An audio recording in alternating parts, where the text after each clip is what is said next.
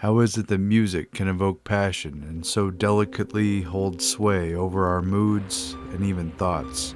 Aristotle reportedly said, "Music directly imitates the passions or states of the soul." Hence, when one listens to music that imitates certain passion, he becomes imbued with the same passion. In short, if one listens to the wrong kind of music, he will become the wrong kind of person. But conversely, if he listens to the right kind of music, he'll tend to become the right kind of person. When is music just great and passionate and a song that speaks to the soul? And when is music being used to manipulate, to manage, to market, and to get everyone in line? It seems that good music just grips you and makes you want to listen to it, and I've always wondered why. It is perhaps no surprise that music can alter mood and emotion, even to the point of mind control. An article in 2012 from the Scientific American, a mainstream publication with general establishment credentials, published "The Power of Music, Mind Control by Rhythmic Sound." It reads, "You walk into a bar and music is thumping, all heads are bobbing, feet tapping in synchrony. Somehow the rhythmic sound grabs control of the brains of everyone in the room, forcing them to operate simultaneously and perform the same behaviors in synchrony. How is this possible? Is this unconscious mind control by rhythmic sound only driving our bodily motions, or could it be affecting deeper mental processes? The mystery runs deeper than previously thought. According to psychologist Arnett Schrimmer, rhythmic sound not only coordinates the behavior of people in a group, it also coordinates their thinking. The mental processes of individuals in the group become synchronized. This finding extends to the well-known power of music to tap into brain circuits, controlling emotion and movement to actually control brain circuitry of sensory perception.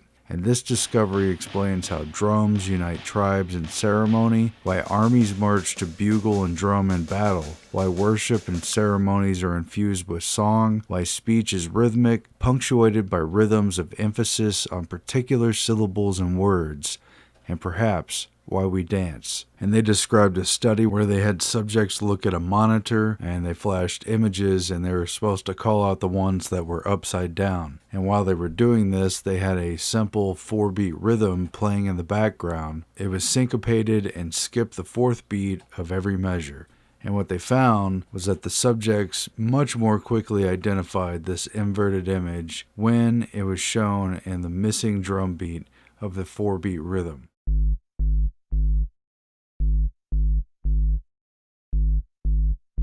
Especially compared with when they showed the image randomly or out of sync with the beat, and even on the beat itself, because the anticipation of the skip beat, the conditioning to expect that to happen, caused the brain itself to pay more attention during that part of the rhythm. It was a rhythm of heightened expectation, and they found that the mind, trying to call out these images, had superior performance on the anticipated beat. And they found that the EEG recordings showed the waves of brain activity, both alpha and beta waves, became synchronized around the auditory rhythm. Perception of the external world entering our mind through our eyes is affected by the rhythm of what we hear. In beat with an auditory rhythm, it's not some kind of long drawn out meditation or hypnotic effect. It happens as soon as the brain interacts with music. And it reminded me of a Kurt Vonnegut sci-fi novel published back in 1959, The Sirens of Titan, where he painted an eerie vision of one possible future in which men were so hopelessly debased as to be commanded on Mars of all places by radio-controlled rhythms and behavior modification through punitive shocks. And the passage talks about how the men had marched to the parade ground to the sound of a snare drum. The snare drum had this to say to them: "Rented a tent, a tent, a tent, rented a tent, a tent, a tent, rented a tent, rented a tent, rented a tent." The army had come to attention in utter silence. No audible or visible signal had been given. They had come to attention as a man, as though through a stupendous coincidence. An observer would have been at loss as to who was really in charge, since even the generals moved like marionettes, keeping time to the idiotic words, rent-a-tent, tent, rent-a-tent. And so you could see the rhythm itself is driving and reinforcing the behavior. And Sirens of Titan goes on to talk about the character in this chapter. Says, Ankh, a soldier, had just come out of the base hospital where he had been treated for mental illness, and Ankh's mind was almost a blank. At the hospital, they told him what his sergeant's name was, what a sergeant was at all. They even had to explain to Ankh that there was a radio antenna under the crown of his skull, and that it would hurt him whenever he did something a good soldier would never do. The antenna would also give him orders and furnish drum music to march to. They said that not just Ankh, but everybody had an antenna like that. Doctors and nurses and even 4-star generals included. They gave Ankh a small sample of the pain his antenna would stick him with if he ever did anything wrong. Back on Earth, things aren't quite that bad, at least not yet, but the possibilities are staggering.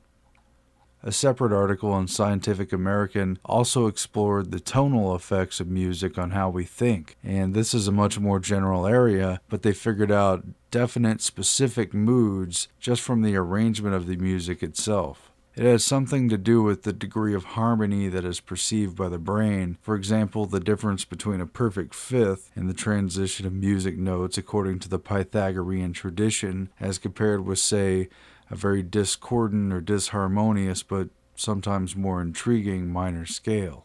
But again, that's all music theory stuff that I don't really fully understand. Nevertheless, it was the ancient Greece figure Pythagoras, better known for his mathematical theorems and geometry, who identified the major musical scales based on identifying the mathematical principle behind harmonics and the length of a vibrating string. Pythagoras considered music to be number and time. He reportedly said, "Number is the ruler of forms and ideas and the cause of gods and demons." And he reportedly went around performing, quote, soul adjustments using his music as a tool of correction.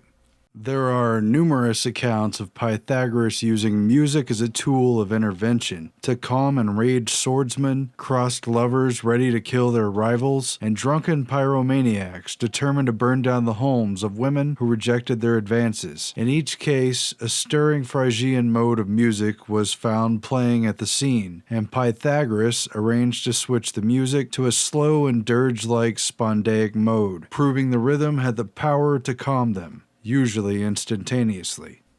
This book, Sacred Sounds, Transformation Through Music and Word, says the 7-string lyre is a symbol of the mysticism of the universe. Each string is related to a mood of humanity, to a subtle body, to one of the 7 major planets, and to one of the 7 planes of life. Each string has reflected within it an aspect of the human soul and the laws of science and art. The lyre has been associated with many ancient masters and myths.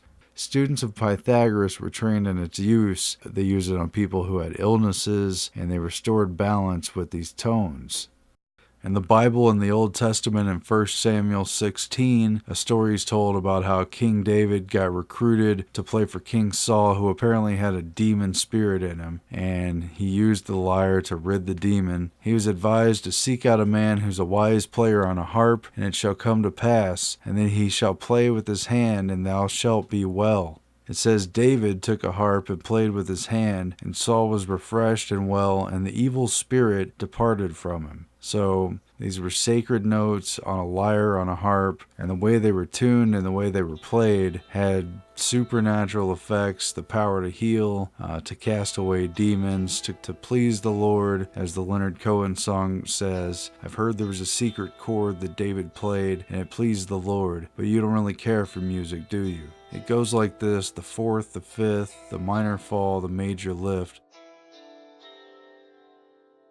Well, the Scientific American article from 2014 discusses how music changes the way you think and encourages literally different frames of mind. And it starts out basically talking about the arrangement of music and the particular scales that are used. Hum the first 2 notes of the Simpsons theme song.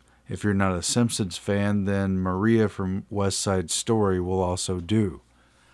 The music interval you're hearing, the pitch gap between the notes, is known as a tritone, and it's commonly recognized in music theory is one of the most dissonant intervals, so much so that composers and theorists in the 18th century dubbed it Diabolus in Musica, devil in music.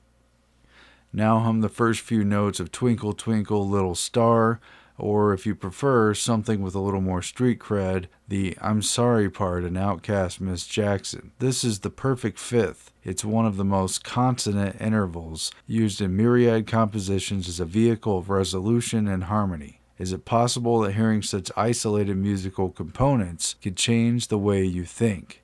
And they go on to describe a study that suggests that indeed it could very much change the way you think. The specific thing they found in the study was what they say is a relatively new theory known as construal level theory, and is the premise of the link between how far things are from people and how abstractly they construe them. The example being a Hawaiian vacation that's in the future and the distance a year away is general. There's basic features. There'll be beach, there'll be a sun, but when it's right upon you, just days away, you've got to pack. There's a detailed list. There's specific things. There's the weather forecast and whatever. A different type of attention in the mind. And the forest, in other words, becomes the trees, they say. But they found that the chord patterns themselves are highly specific to this kind of process because the music's ability to conjure up highly specific mental states is apparent. Tiny, almost immeasurable features in a piece of music have the power to elicit deeply personal and specific patterns of thought and emotion in human listeners. Unfamiliar tonalities, the proverbial auditory forest, cause people to construe things abstractly. But by contrast, the rapid, consonant, familiar chords of the perfect fifth, the auditory trees, bring out the concrete mindset. Joachim Hansen and Johan Melsner in the Journal of Experimental Social Psychology played them a short, stripped-down piece of music consisting of a series of alternating chords. Some people heard chords including the tritone, others heard the perfect fifth. They asked them to take a list of shopping items and organize them into groups. They would see whether they thought of detergent and paper towels as the same category. But the tritone people formed fewer categories than the perfect fifth people, indicating they were thinking broadly and more inclusively. People who were exposed to the tritone type of music samples were more likely to be swayed by aggregated information, a 5-star must-have. But the people who heard the fifth, the very harmonious note, had the reverse reaction. They were more likely to be swayed by an individual review. So kind of interesting.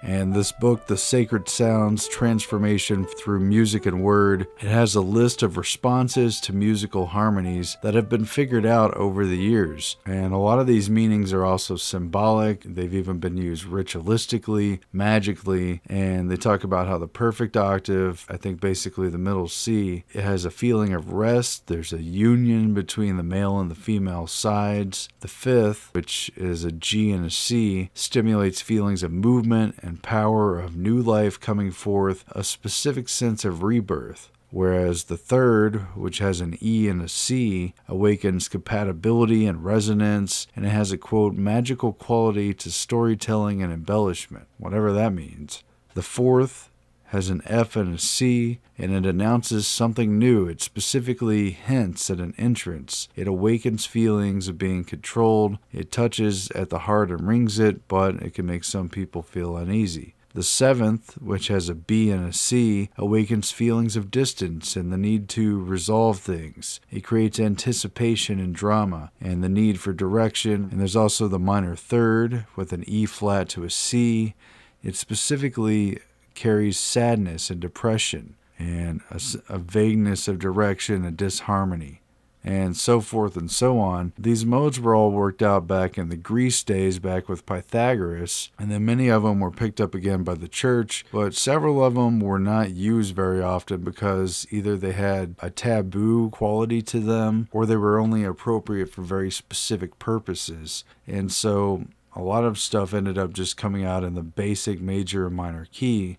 And a lot of these other modes were forgotten over the past couple hundred years, up until the rise of rock music in the 50s, 60s, 70s, and so forth. That a lot of particular movements were underway during this time period to use the music scene as a radical reshaper of the youth culture, to have people reveling in freedom and individuality, but to also have them behaving in ways that are both predictable and useful to the powers that be, who incredibly turned loose on a whole generation not only copious amounts of mind-altering drugs that had just been tested by the government under secret human experimentation, but also modes of music which had been established thousands of years ago but were rarely used, whose particular arrangements were known to stir up things like ecstasy, lust, and beastly behavior.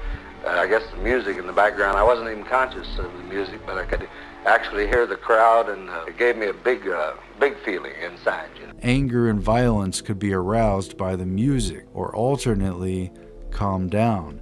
And one mode in particular is so disharmonious that it has long been believed to be of the devil. Distortions of perception and thinking. It's kind of melting together, melting together and then coming apart and vibrating. But it's all moving. That's what's incredible. At its core, music consists of the interplay of melody, harmony, rhythm, the beat, and so the particular notes matter.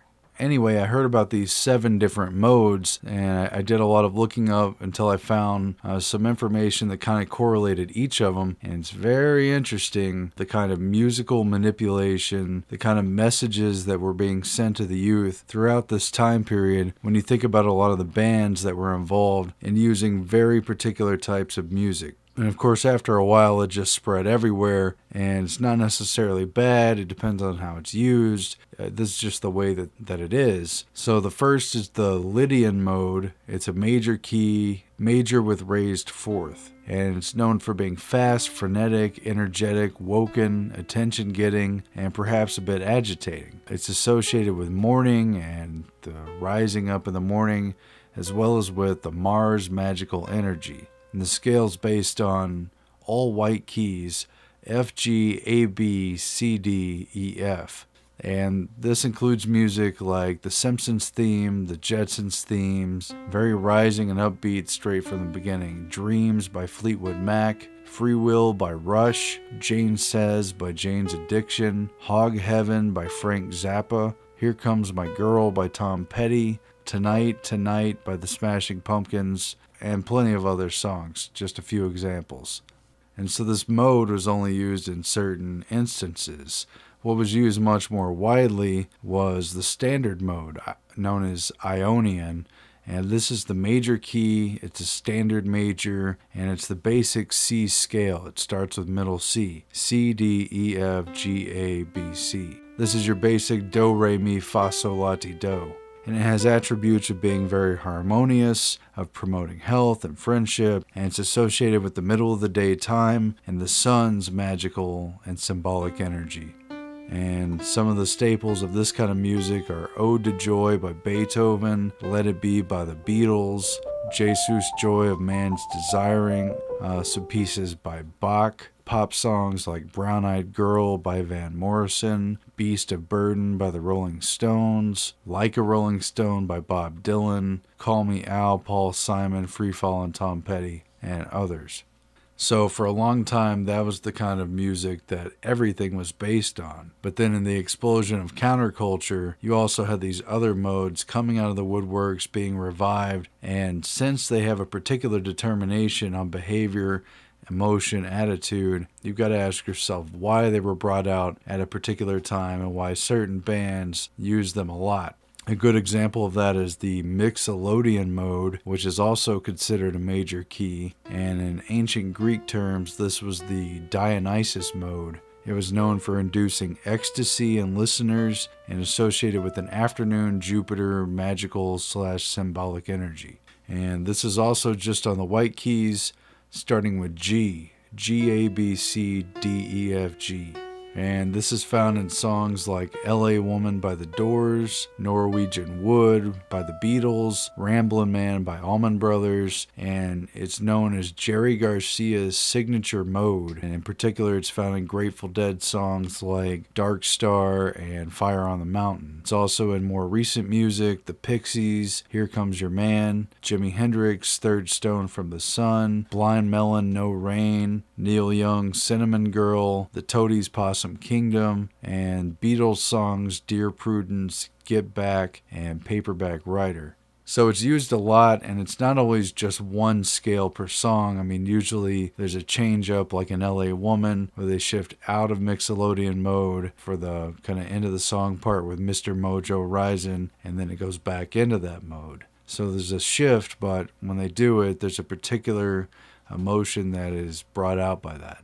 Another big one that was brought out, particularly in the counterculture of the 60s and 70s, was a much heavier use of Dorian mode, which is a minor key, and it's very old-timey. In the old days, it was very common. It was folksy, it's often haunting, and it's associated with evening and Saturn symbolic magical energy. And this is a scale that starts with D, E, F, G, A, B, C, D. Starts with D. Some people consider this to be very Pink Floyd-esque. It's also found in The Doors' The End, the very long, drawn-out, haunting song. Riders on the Storm, another Doors song. Another Brick in the Wall, Part 2 by Pink Floyd. Scarborough Fair by Simon and Garfunkel, and more recently Wicked Game by Chris Isaak. Also Horse with No Name by America, and Mad World, It's a Mad World, and on and on.